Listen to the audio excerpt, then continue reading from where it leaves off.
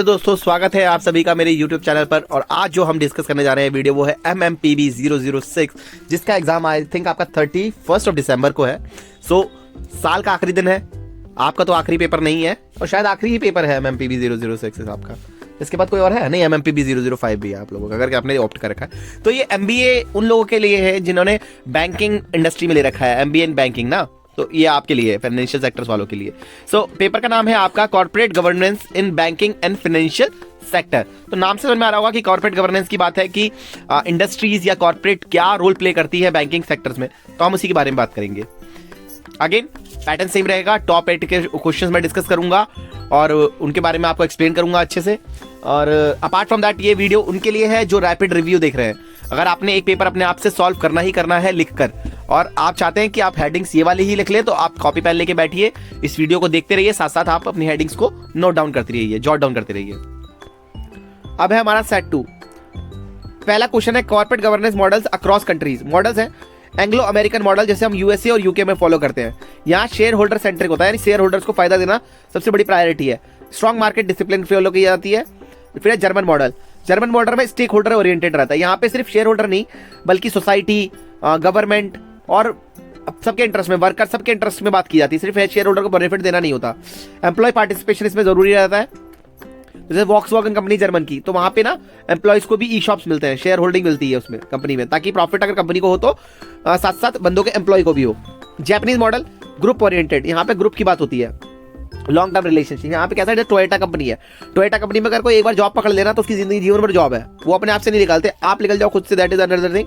But वहाँ पे job security बहुत ज्यादा चलती है, वहाँ पे का कल्चर अलग है थोड़ा सा। वहाँ पे लोग आपको प्रेशर नहीं देते, वहाँ पे लोग आपको बोलते हैं कि ये कंपनी आपका ही है, आप इस तरीके से काम करिए कि ये कंपनी आपकी है, और एक दिन ये कंपनी ग्रो करेगी और आप भी साथ साथ ग्रो करेंगे। ये थ्योरी जेड मॉडल में चलती है ये कंपनीज, जो विलियम ओहरी ने बनाया था। जो हमारे होते हैं ना कि भाई कंपनी ग्रोथ करेगी तो फिर हम भी ग्रोथ करेंगे, वो वाला सिस्टम है।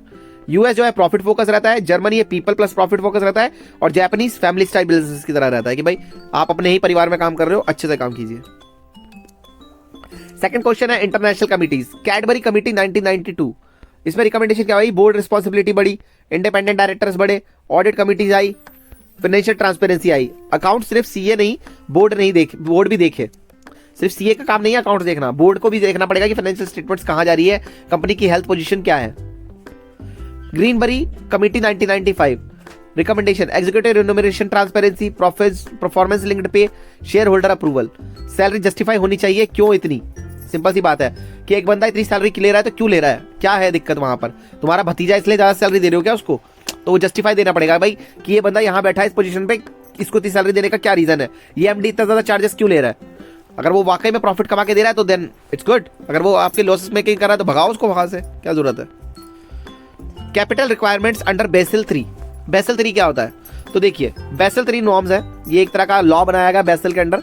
उसमें क्या होता है, हायर कैपिटल एडवोकेसी रेशो होना चाहिए आपका, कैपिटल कंजर्वेशन बफर में रहना चाहिए, काउंटर साइक्लिकल बफर रहना चाहिए आपके पास, implication of capital deficiency in PSB रहना चाहिए, public sector banking, reduced lending, government recapitalisation और weak confidence.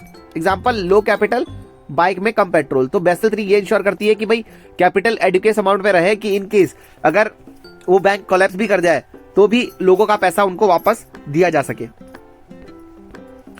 Corporate governance framework in banks, कैसे गवर्नमेंट होती है बैंक्स में, बोर्ड ओवरसाइट होता है, रिस्क मैनेजमेंट रहता है, कंप्लायंस होती है पूरी, इंटरनल कंट्रोल्स रहे जाते हैं, ट्रांसपेरेंसी होती है। बैंक गवर्नेंस यानी मल्टीपल सेफ्टी लॉक्स। आप यकीन मानिए आप 5 रुपए भी बैंक से नहीं निकाल सकते, अगर आप टेलर हो तो आपको पूरा एक रुपए का हिसाब देना पड़ जाता है, तो वो वाली बात हो जाती है।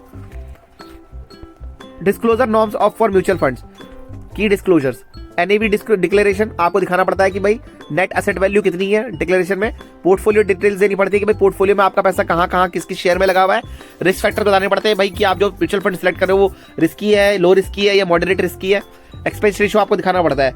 कस्टमर को पहले ही बताओ रिस्क है भाई, तो आपने देखा होगा mutual funds are subject to market risk, please read this documents carefully before investing. ये लाइन हमेशा आती है ना आपके पास जब भी म्यूचुअल फंड्स आप इन्वेस्ट करने जाते हो, है म्यूचुअल फंड सही है पर समझदारी से किया जाए तो। IRDAI guidelines on corporate governance, तो देखिए इरडाई यानी है insurance regulatory development authority of India, तो ये देख लीजिए इसके बारे में। Main points, fit and proper criteria for directors, board committee mandatory, policy holder protection, risk management systems. Example, insurance company को अंदर से स्ट्रांग बनाना, ताकि, और आजकल लोग इंश्योरेंस बहुत ज़्यादा करवाने लगे हैं क्योंकि इंश्योरेंस पे जीएसटी अब जीरो हो गया है, हेल्थ इंश्योरेंस और टर्म इंश्योरेंस पे, जिसकी वजह से बहुत सारे लोग अब इंश्योरेंस की तरफ भाग रहे हैं। Role of micro finance in SDGs and financial inclusion. Role, poverty reduction, women empowerment, rural development, financial inclusion, small loan, tailoring business, self reliance. यह होता है ना, लोकल फॉर वोकल हो रहा है इंडिया, आत्मनिर्भर भारत बन रहा है। कैसे बन रहा है? क्योंकि छोटे उद्योगों को बहुत ज्यादा सपोर्ट मिल रहा है। Question 8, challenges in CSR implementation. Corporate social responsibility में चैलेंजेस क्या आते हैं? Lack of awareness, monitoring issues, green washing, measuring impact. भाई पहले तो लोगों को पता ही नहीं है कि कॉर्पोरेट को सोशल रिस्पांसिबिलिटी भी करना जरूरी है, फिर इसी वजह से वो कहीं ना कहीं थोड़ा ले लेते हैं, लैक कर जाते हैं। मॉनिटरिंग इश्यूज रहते हैं, ग्रीन वॉशिंग हो जाती है, यानी दिखावा ज़्यादा होता है और काम कम होता है। मीजरिंग इम्पैक्ट, सीएसआर सिर्फ फोटो के लिए होता है, इम्पैक्ट तो जीरो ही आता है। ये सबको पता है कि पेड़ लगाने जाएंगे नेताजी, एक पेड़ लगाएंगे माँ के नाम पे और 100 पेड़ कटाएंगे और अवली में। तो मैं किसी का नाम नहीं ले रहा, पर ये बात सबको पता है क्या होता है। तो एग्जाम स्कोरिंग टिप्स भी है मेरी तरफ से। क्लियर डेफिनेशन रखिएगा, कमिटीज के बारे में लिखिए तो कमिटीज के ईयर को भी मेंशन कीजिएगा, समझ रहे हैं? अगर नहीं याद है तो फिर नहीं लिखिएगा, बट ईयर लिखोगे तो ज़्यादा नंबर मिल जाएंगे। हेडिंग्स और बुलेट पॉइंट्स जरूर लिखिएगा और प्रैक्टिकल एग्जाम्पल्स दीजिएगा ताकि आपके नंबर ज़्यादा से ज़्यादा आ सके।